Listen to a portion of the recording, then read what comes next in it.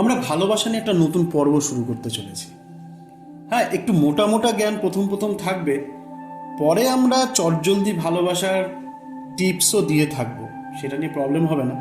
সেগুলো আমরা পরবর্তী পর্বগুলোতে জানাবো। আজকে একটু সিরিয়াসলি বিষয়টা শুরু করতে চাই, কারণ ভালোবাসা নিয়ে বলতে গেলে আগে বুঝতে হবে ভালোবাসাটা কী।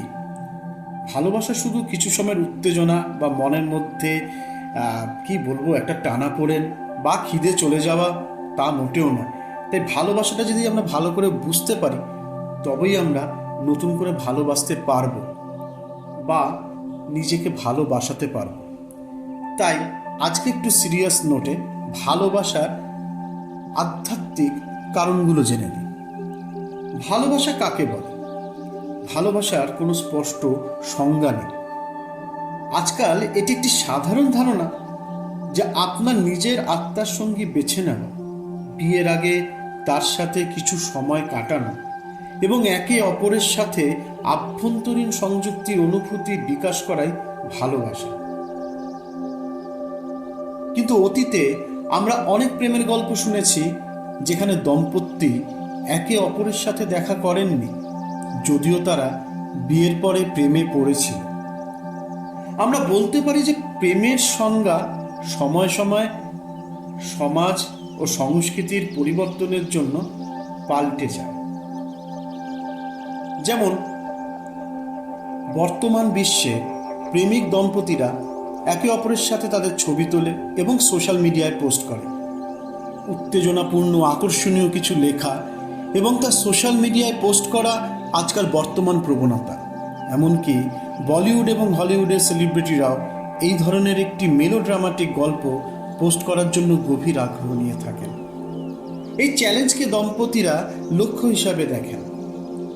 এটি একটি খুব বড় প্রশ্ন যে কোন প্রেমিক যুগল পৃথিবীতে প্রথম বিয়ে করেছিলেন। পৃথিবীর প্রথম বিয়ে সম্পর্কে ইতিহাসে স্পষ্ট কোনো উল্লেখ নেই।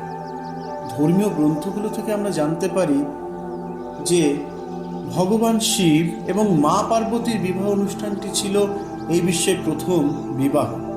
প্রকৃতপক্ষে এটি ছিল এই মহাবিশ্বের প্রথম প্রেমের বিবাহ।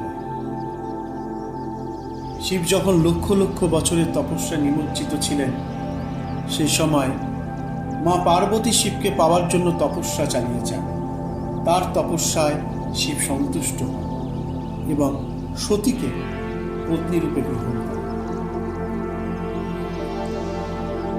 সেক্ষেত্রে ভগবান শিব এবং মা পার্বতীর বিবাহ একটি সাধারণ বিবাহ ছিল না। তাদের চূড়ান্ত নিয়তিই ছিল বিশ্বের সর্বশ্রেষ্ঠ প্রেমের গল্পগুলোকে এক মুহূর্তের মধ্যে সামঞ্জস্য করা।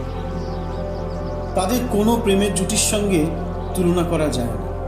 ভগবান শিব এবং মাতা পার্বতীর এই প্রেমের গল্পের উত্থান পতন দেখায় যে সত্যিকারের ভালোবাসা এই বিশ্বের সমস্ত রোমান্টিক ছবিতে তার ভাগ্য পূরণ করে। শিবপুরাণে উল্লেখিত হিসাবে মহাশিবরাত্রির উৎসবটি দেবতা এবং দেবী, ভূত, পশু, পাখি এবং সমস্ত জীবের সাথে একটি মহান শোভাযাত্রা দেখায় বিবাহের। আমরা প্রতি বছর এই ভালোবাসা দিবসটি উদযাপন করি। এটি হতে পারে বিশ্বের প্রথম প্রেমের বিয়ের উদযাপন তারিখ। একজন ব্যক্তির জীবনে গৃহস্থ আশ্রম ভগবান শিবের আইকনিক উদাহরণ দেখায়। আপনি যদি আপনার পছন্দ মতো স্বামী বা স্ত্রী চান, তবে শিব এবং শিবের গুণাবলী সঠিকভাবে পালন করা উচিত। কিন্তু বাস্তবে প্রেমের ছবিটা একটু ভিন্ন। যৌবনে প্রেম আসে শারীরিক চাহিদার কারণে। তাই সেই সব প্রেম খুব সহজে চাহিদা মিটে গেলে ভেঙে যায়। আমরা পরবর্তী সময়ে এই বিষয়ে আরও ভিডিও নিয়ে আসব। আমরা প্রেম আর ভালোবাসার সাথে আছি। যদি সত্যি আমাদের প্রয়াস কারো জীবনে প্রেম আর ভালোবাসা নিয়ে আসে, তবে তা সার্থক। আপনারা আমাদের সাথে থাকুন, চ্যানেলটিকে সাবস্ক্রাইব করুন আর ভিডিওটি ভালো লাগলে লাইক করুন। আর কথা দিলাম, প্রথম দিন আধ্যাত্মিক ভাষায় ভালোবাসা বোঝাতে গেলেও পরবর্তীকালে সাধারণ ভাষাতেই প্রেম ভালোবাসা নিয়ে আলোচনা করব। আমাদের শুধু লক্ষ্য একটাই, ভালোবাসার মতোই ভালোবেসে বেঁচে থাকা।